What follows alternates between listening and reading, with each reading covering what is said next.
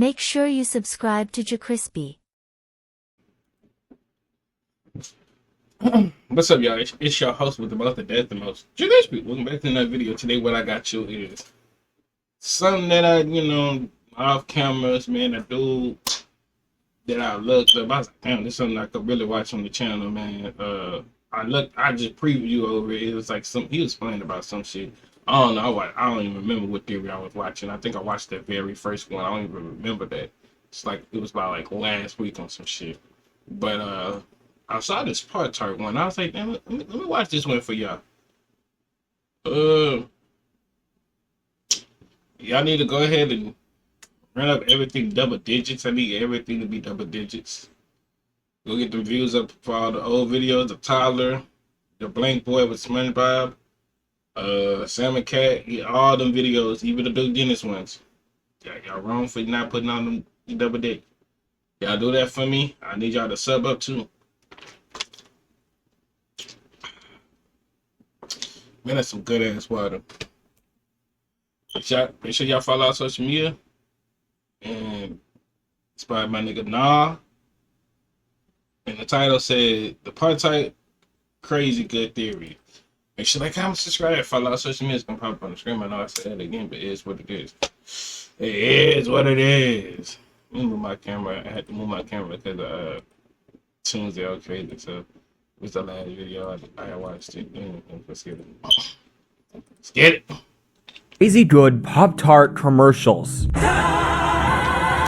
Most commercials are simple. They don't connect to one another. They aren't super dark But who did not remember the Tart commercials, bro? or crazy and are just made to sell a product. The thing about the crazy What is your favorite Tart? That's why I want y'all tell me. What is your favorite Tart? Now y'all gonna be mad at him, nigga. My favorite Tart is the brown sugar. The brown sugar one. It's brown sugar, blueberries mixed with the strawberries, then blueberries, then the regular strawberries. And I say like I don't know for like a fifth one, because I don't like the rest of the Tarts. I don't like Oreo Tarts. I don't like birthday cake Tarts. Do they got a cinnamon roll one? I never tried it if they did. But shit. crazy good Pop-Tart commercials aren't just self-contained little ads to sell Pop-Tarts, but over 100 individual commercials connecting to an interconnected dark storyline of war and revolution. These ads are easy. The only reason why I had come up to this dude with the theories and all this shit, bro.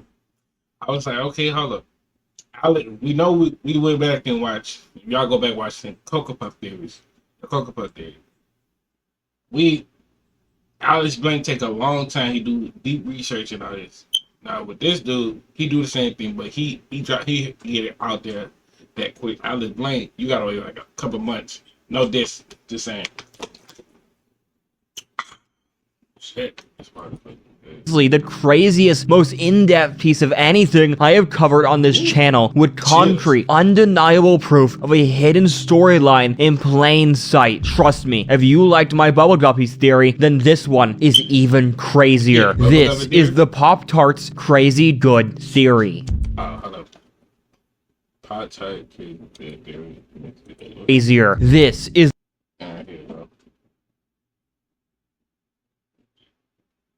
the Pop-Tarts Crazy Good Theory. See, after watching Alex Bell's Cocoa Puff video, I wanted to see if I could find my own breakfast food commercial lore. And oh boy, did I find something. The Crazy Good Pop-Tart commercials began in 2004 and instantly became a classic early 2000s commercial that ran all the way till 2018, where the commercials had fully done live action and the tone had became a little different. We'll cover the newer ones a little bit, but mostly I want to talk about the animated classic Crazy commercials, which all center on a single thing: children brutally torturing and eating. Hey, bro, y'all ate the Dunkin' Donuts Tarts, bro? I know damn well I ain't pick up a box of no Dunkin' Donuts. Bro, I'd be damn I eat some Dunkin' Donuts Tarts. Nigga, I don't even like Dunkin' Donuts. Them donuts be dry like a motherfucker. Krispy Kreme. And them bitches don't be crispy. So y'all gotta be like creamy donuts. Man, that shit kind of, I don't know, that kind of sound sus and gay as a bitch. I don't know. Well, no, I think the crispy is because it's the glaze. Like you leave there for a little minute, it get crisp, like crisp or something like that. I don't know. Sentient Pop-Tarts. I ain't had Krispy Kreme.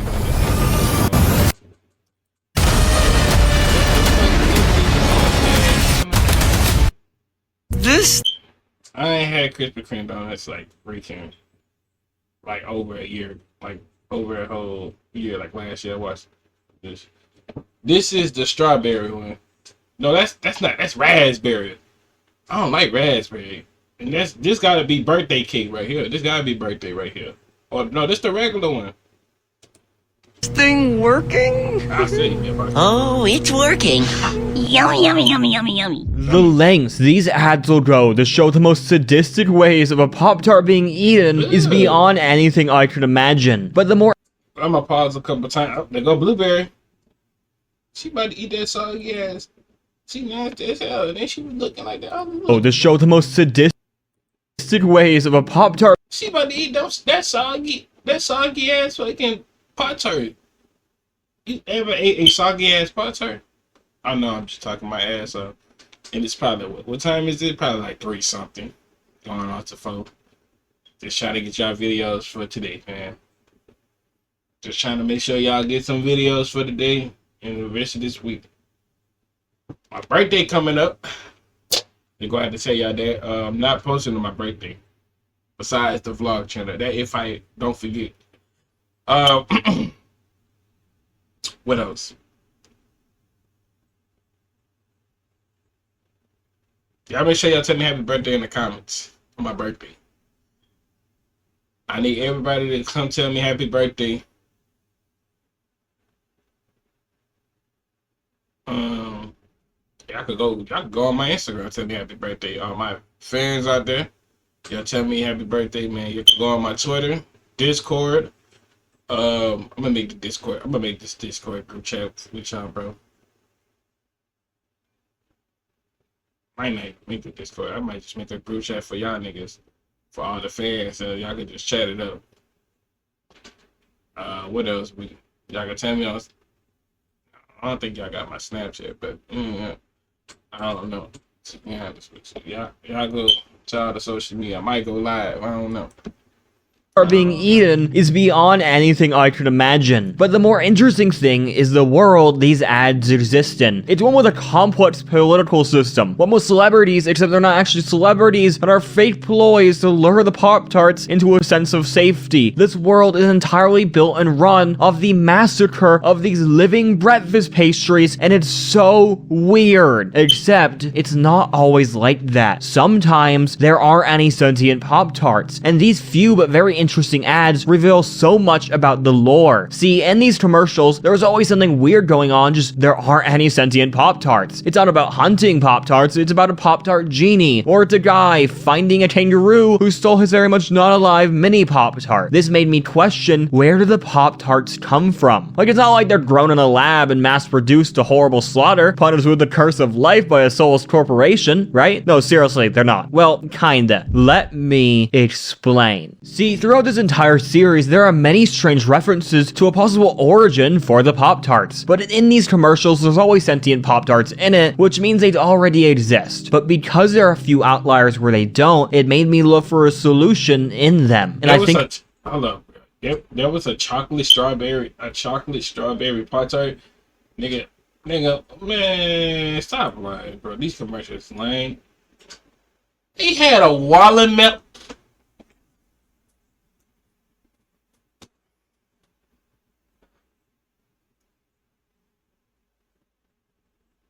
I'm seeing chocolatey carrot. You know, we just gonna have to try these. We just gonna have to try these Pop-Tarts on stream, bro. I'm telling you, we just gonna have to try them Pop-Tarts on stream, bro. Cause there ain't no way, bro. I'm gonna come back right to this video and jot it down this list, bro. Pop-Tarts, bro. In these commercials, there's always sentient Pop-Tarts in it, which means they already exist. But because there are a few outliers where they don't, it made me look for a solution in them. And I think I found one in a commercial called Pop-Artica. In this commercial, one of the crazy kids summons upon a genie her magic toaster. Now, this genie is also a Pop-Tart, which I wish I had an answer to. There's definitely a weird underlining deeper storyline with this guy and why he's a sentient Pop-Tart, but I simply can't find it. But I did find something else. See, the crazy kid wishes for a singing lizard, which he gets, and he's actually a main character in the entire series, and is also somewhat nice with the Pop-Tarts. So that's his origin story. The interesting thing is his second wish. The kid wishes for the biggest, best Pop-Tart in the world. I want the biggest box of Pop-Tarts in the world!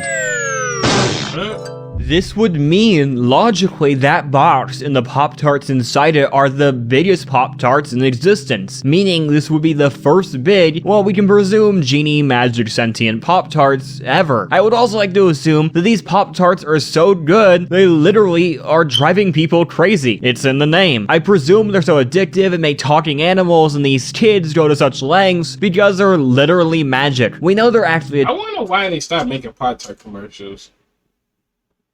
Like, they used to have Pop-Tart commercials all the way when I was growing up.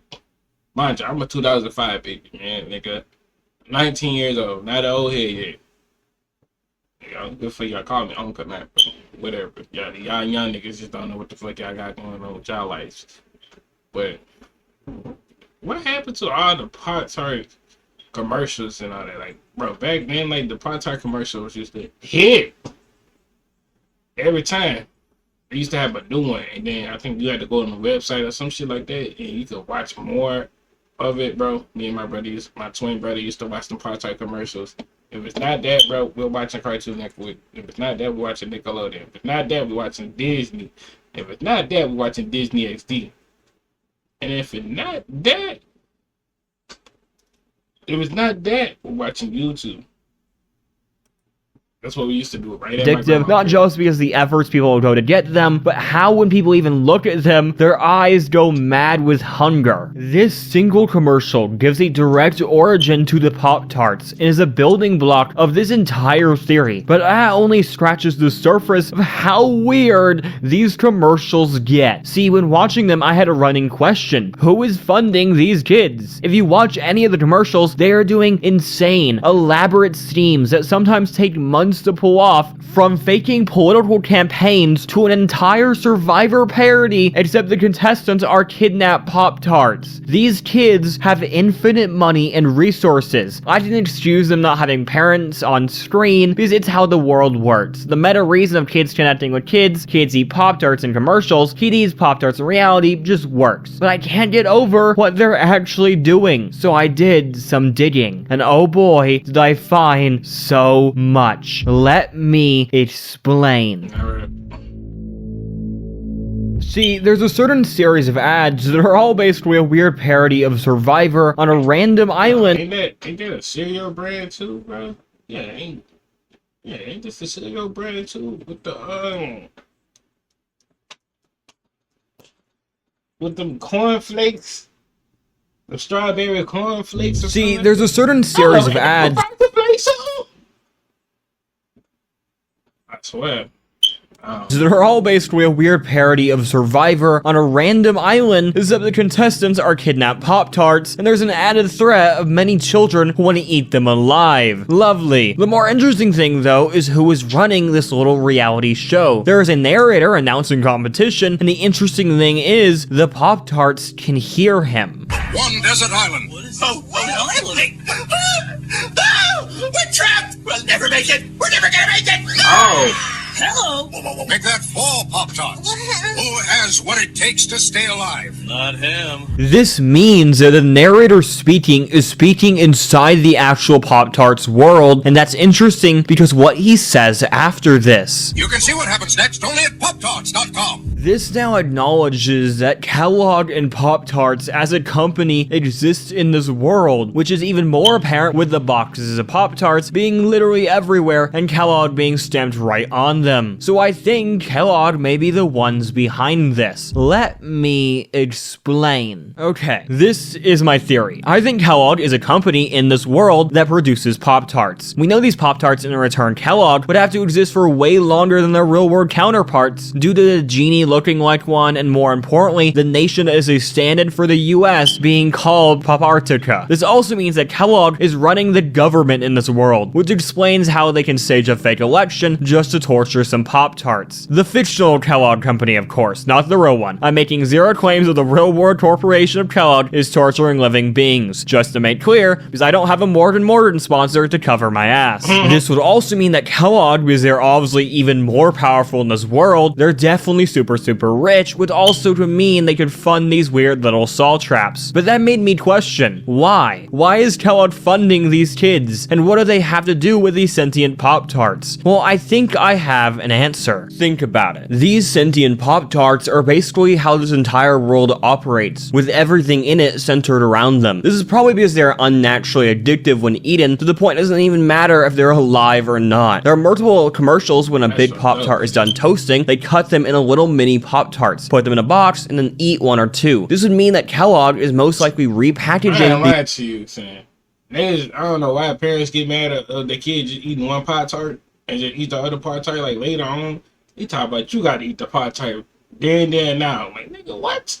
How you gonna tell me eat my own Pop-Tart? Like I had saw this on Instagram one time, bro. Dude was eating a Pop-Tart right here, like, man, I'm not craving for the other Pop-Tart. I'll eat it later.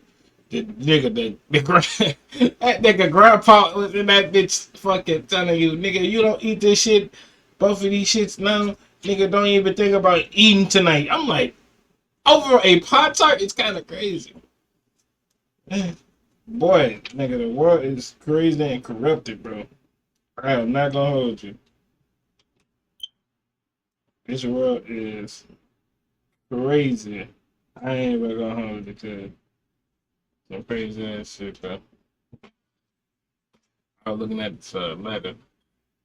I'm telling y'all. These big Pop-Tarts into little ones by cutting them up, and because they're so addictive, the other people in this world are buying them. We know this world isn't just kids, as there are certain later commercials like the election or the winter tournament where we see crowds of people, all loving Pop-Tarts. So Kellogg probably is profiting heavily off these magically addictive, limited supply of magic Pop-Tarts. So they probably aren't a big fan of them running out. So what do? They start to experiment. We can see throughout these crazy good ads many examples of what we can presume Kellogg trying to recreate the Pop-Tart, whether it's Frankenstein experiments. It's alive!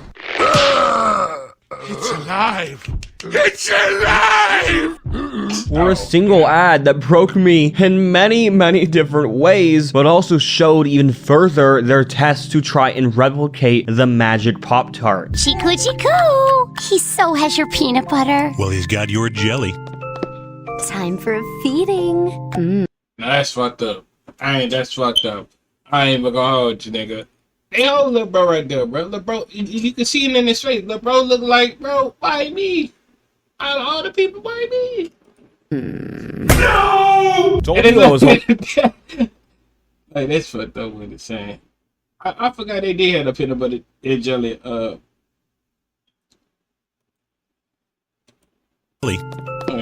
Time for a feeding. No! Like, just look at that face, bro. Shock as hell. Like, nigga, I would have broke through this glass and tried to...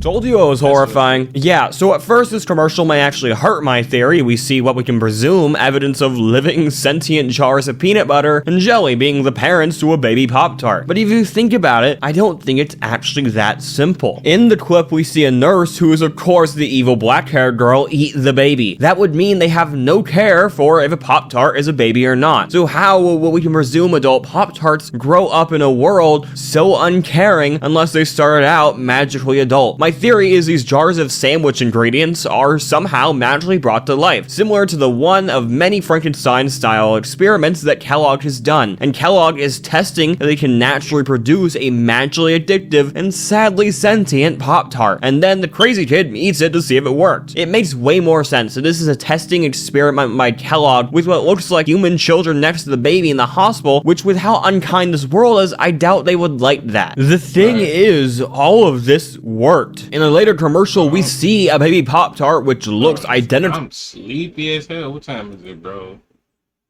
Shit, bro. It's 4 o'clock, bro. I'm gonna try to push it for y'all, bro. I'm trying to push it, bro. I'm trying to get these videos out, bro. I'm really tired, bro. I really slept the whole day on y'all niggas. I really owe y'all niggas a line. Let's go ahead and just continue this video.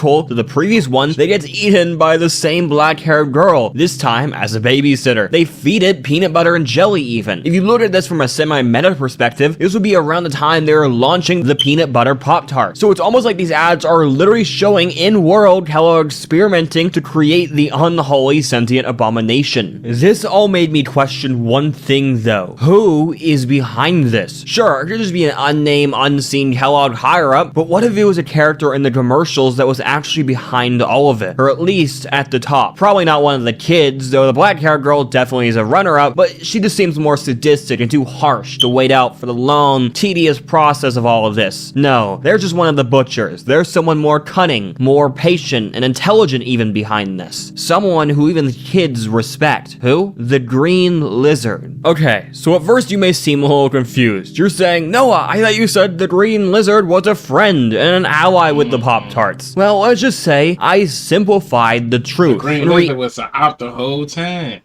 That dude was hungry too. What you think? Nigga, that nigga hungry too. That nigga gotta eat too. It's killed to be killed. On some Undertale shit. Like Flower said.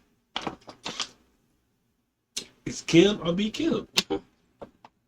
That nigga chose to kill. Nigga chose to be killed. In reality, the lizard is just as cunning and well hungry for Pop-Tarts as the kids or animals. The difference is he's playing a long game, and even the Pop-Tarts seem to be fooled by his tricks. Let me explain. The lizard is a weird character who started out from a simple wish. Now technically the wish could have summoned the lizard, not created him. Either way, it doesn't especially matter. It more matters who the lizard is after. Most appearances of the lizard have him being in a place of power, even above the Hold up. We not gonna. Did that nigga already had the bill? Explain. The lizard is a weird character who started out from a simple wish. Now technically the wish could have summoned the lizard, not created him. Either way, it doesn't especially matter. It more matters who the lizard is after. That nigga had the bill already. They know they were about to set dude up for failure. Ah, man, bro. And then this dog probably like, man, these my homies, bro. You know, I've been on these guys since day one. Be your own homies, bro. Hey, that's a dude or that's a girl? Whatever it is, bro. That nigga got the munchies too. Most appearances of the lizard have him being in a place of power, even above the kids. But usually by the end, he'll use that power to get some Pop-Tarts.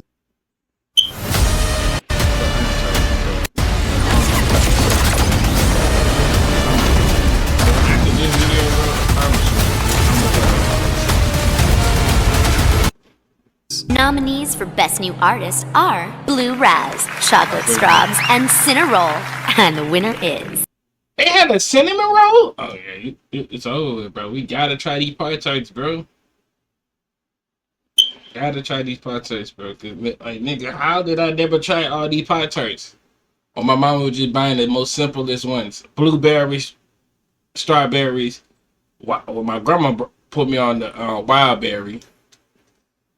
And freaking Oreo. And I hated Oreo. Ooh.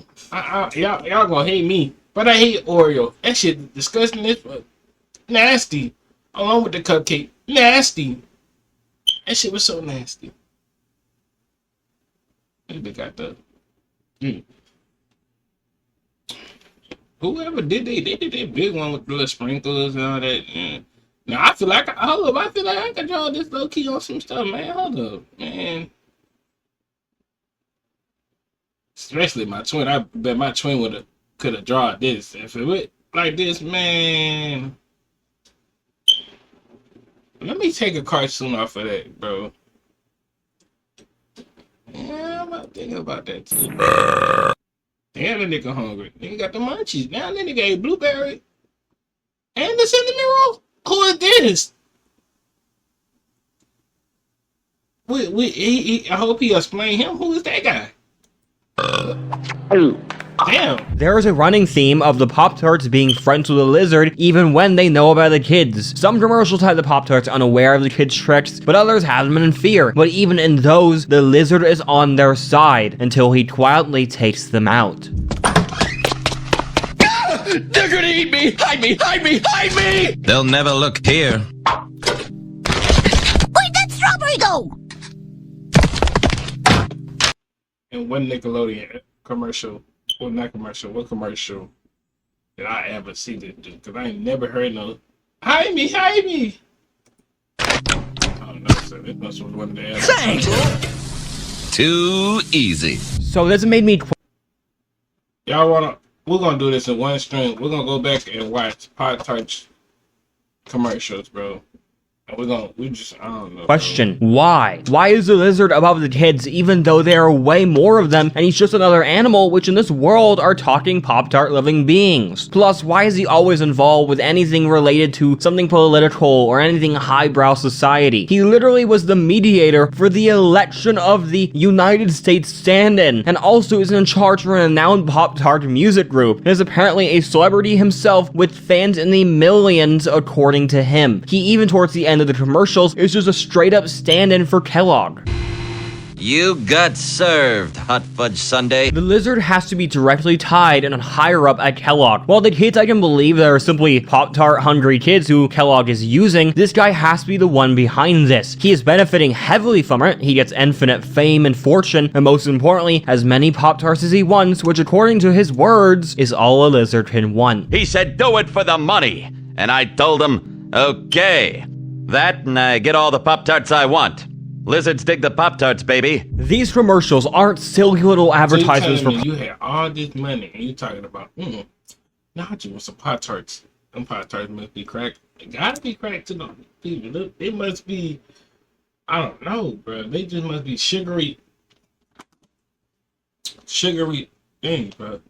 I don't know, bro, to be honest with you. I don't know, to be honest with you. Pop-Tarts. They are an intentional story of corporate control, mass experiments all ending in death, a story of war and revolution. These Pop-Tarts are in pain and suffering from the... Wait, why is a Pop-Tart eating another Pop-Tart? This is a world built on eating Pop-Tarts, but we have never seen another Pop-Tart even think about eating another one. Even in this sick world, that is straight up cannibalism and definitely isn't something Pop-Tarts do, right? Well, there are a limited, about 3 or 4 times when a Pop-Tart, for some reason, eats another Pop-Tart. The first one is an ad where 2 Pop-Tarts are freezing, what I can imagine is a real freezer, but it could also just be a cold place, and they're gonna starve to death if they don't find some food. So one Pop-Tart looks at another, and this happens. We need food. But what?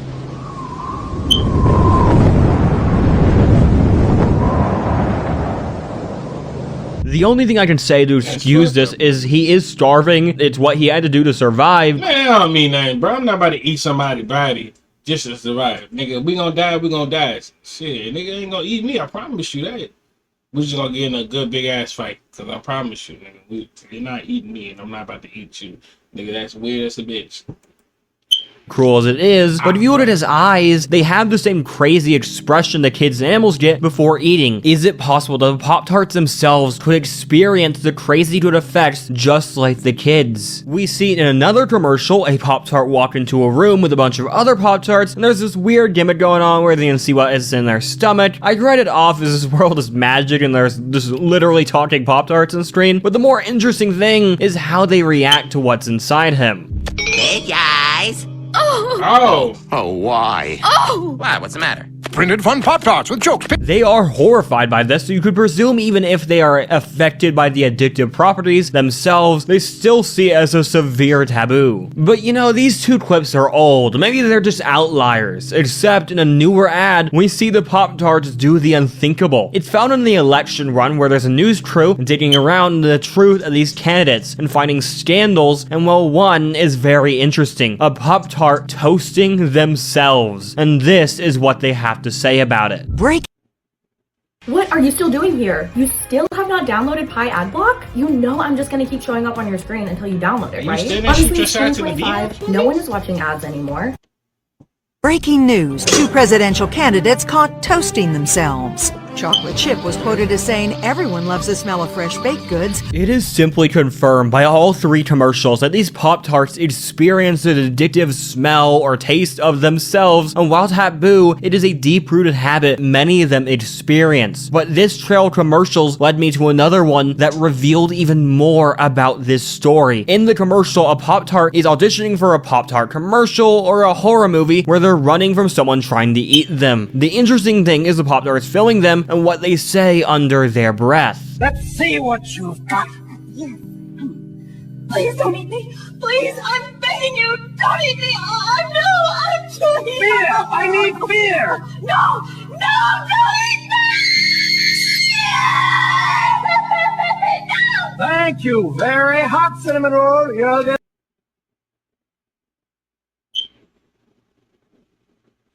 Whoever played that role, they hit that. They hit it. They hit that profession. I'm not about to replay that, but that shit, they caught me on guard. They hit it. Gonna be very hot indeed, yes. Cue the toaster. It may be hard to hear, but they just said, bring out the toaster. These Pop-Tarts are working for Kellogg. If this is a commercial for Pop-Tarts, then it's made by them. And that means even some Pop-Tarts are in on this sick, twisted ploy. It makes sense. They don't get eaten. They live maybe more comfortably. And they like Pop-Tarts themselves. They have an infinite supply. And they don't even have to toast themselves. Well, this story is looking bleak. If you haven't noticed, it's been non-stop Pop-Tarts are eaten by humans, then lizards, then themselves are experimented on, are being tortured. It's just pretty depressing. Well, what if I told you it was a little more interesting? See, after watching all these ads, I started questioning a few things. Why are there Pop-Tarts celebrities and political leaders in some ads, even if employed by Kellogg, but in others, they're fully aware and actually trying to lead an escape? These commercials seem to almost be out of order, and once I found the real timeline, it unveiled a hidden storyline of war and revolution. Let me explain. At first, you might assume there's a clear timeline based on chronological order to these commercials. And I would think the same until I realized the overwhelming evidence of a different, but way more clear timeline. There are many commercials scattered throughout the series of Pop-Tarts being celebrities and being tricked into believing they're equals. I'm gonna place these at the start of the timeline, with the only things behind it being the genie and anything where sentient Pop-Tarts definitely don't exist. Now, there are also commercials where the Pop-Tarts are definitely in the know about all of this. They're constantly on the run and coming up with new ways to escape. I place these at the end of the timeline, but that doesn't really solve how the Pop-Tarts got from celebrities to warring revolutionaries desperate for freedom. One thing this timeline helps is a little continuity error I haven't brought up with Cherry. See, Cherry is a Pop-Tart that was a wife to Blueberry, but sadly one of the crazy kids got to her. Except we see her alive later after Blueberry sings a song about missing her. Except that later commercial is the kid cooking her. If you flip these around, it only proves the theory of a different timeline, but shows another long-running storyline simply in these commercials, but only apparent when you watch them with it in mind. These creators may actually have intended some of this, which is wild, not just because of what I've talked about so far, but what I'm about to get into. See, I think I found the reason the Pop-Tarts finally accepted their fate and began the revolution. Let me explain. At first, you might every somebody theory, they always talking about some war or something like that. Like, nigga, we is not in history class. Junior, in my junior high school class, junior year, in Miss H class, 101, not even 101. The whole class learning about the Great Depression and slavery and all that, and wars. That shit was boring. Shout out to my ancestors that, that went through slavery and all that, but, but I want to learn that. You don't even learn that much about slavery, that much, through all that thing. It's like, you only learn slavery about 2 weeks, and once you take that test, she on to the next subject. I'm like, oh yeah, she, like, damn, You might assume there's a clear timeline based on chronological order to these commercials. And you know, I would think the same until I realized the overwhelming evidence of a different, but way more clear timeline. There are many commercials scattered throughout the series of Pop-Tarts being celebrities and being tricked into believing they're equals. I'm gonna place these at the start of the time. I ain't lying to you. I ain't had a Pop-Tart freaking last year. Blueberry Pop-Tart. Well, the only things behind it being the genie and anything where sentient Pop-Tarts definitely don't exist. Now, there are also commercials where the Pop-Tarts are definitely in the know about all of this. They're constantly on the run and coming up with new ways to escape. I place these at the end of the timeline, but that doesn't really solve how the Pop-Tarts got from celebrities to warring revolutionaries desperate for freedom. One thing this timeline helps is a little continuity error I haven't brought up with Cherry. See, Cherry is a Pop-Tart that was a wife to Blueberry, but sadly one of the crazy kids got to her. Except we see her alive later after Blueberry sings a song about missing her. Except that later commercial is the kid cooking her. If you flip these around, it not only proves the theory of a different timeline, but shows another long-running storyline simply in these commercials, but only apparent when you watch them with it in mind. These creators may actually have intended some of this, which is wild, not just because of what I've talked about so far, but what I'm about to get into. See, I think I found the reason the Pop-Tarts finally accepted their fate and began the revolution. Let me explain. See, the first evidence of an actual revolution is in the hide-and-seek ads. This is a series about 4 to 5 ads. There are way more Pop-Tarts than we've ever seen before in one place, and when they spot a crazy kid, they instantly go hide. Except for one single Pop-Tart, the Ninja. Even the narrator, when closing the commercial, goes, "Not even I know who this secret fighting Pop-Tart is. Find out next time." I find this even more funny because the idea of watching a TV show and the commercial stops you and goes, "Hey, I know you probably want to watch your show, but like we also have a little story going on, so how about you watch the next part of this commercial?" And you know, after watching so many, I agree, this is better than most TV. The Ninja is an anomaly in that he actually fights and wins against some of the kids and helps some Pop-Tarts escape. We then, in another commercial, find out that the Ninja is Vanilla Milkshake, but even in that one, he escapes. Now this is cool and all, and definitely is a sign of an early revolution and fighting back, but I said I found the reason this even began. Well, I did. All of it hiding inside the final commercial of the Survivor parody. In this commercial, we see a Pop-Tart who won the competition be put in a toaster because this world is evil. Except he manages to escape the toaster and get off this island, though his entire body being toasted. And you want to know what makes this even crazier? The Pop-Tart that escaped is Vanilla Milkshake. The very Pop-Tart that survived being almost eaten went on to fight and lead the revolution as the Ninja. This Pop-Tart may be the very first to survive anything like this, and he told everyone. And finally, they believed him. At first, they did simple things. We see a Pop-Tart migrating to Ireland.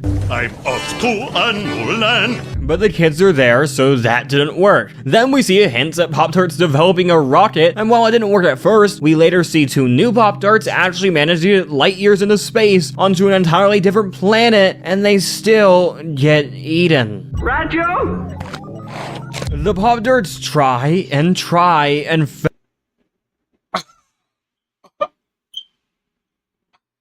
Yo, I ain't gonna hold you. That's so fucked up ass shit. Them niggas just trying to escape not to get eaten, bro. get eaten. Rancho? That alien was starving. Look at the arms. That nigga ain't eating in days. He saw that Pop-Tart, he was like, smells good, I gotta eat it.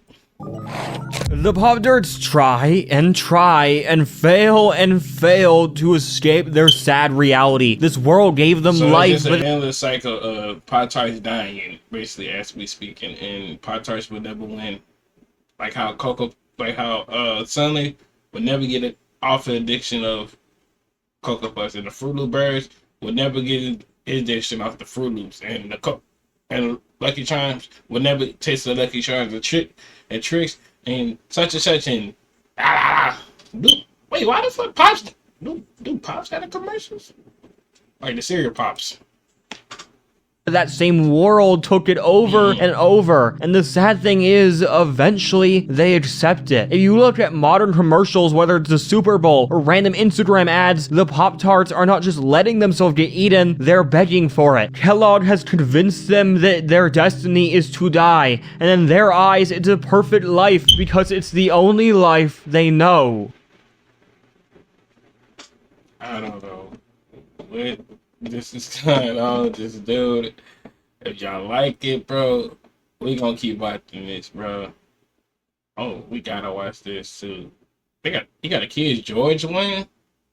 Oh yeah, we gotta come back and watch these, bro. Y'all run this up, bro. Make sure you like, comment, subscribe, follow our social media. That did pop up on the screen. We're on the road to 300. 300. Like up. And yeah, that's it, man. That's it, bro. So,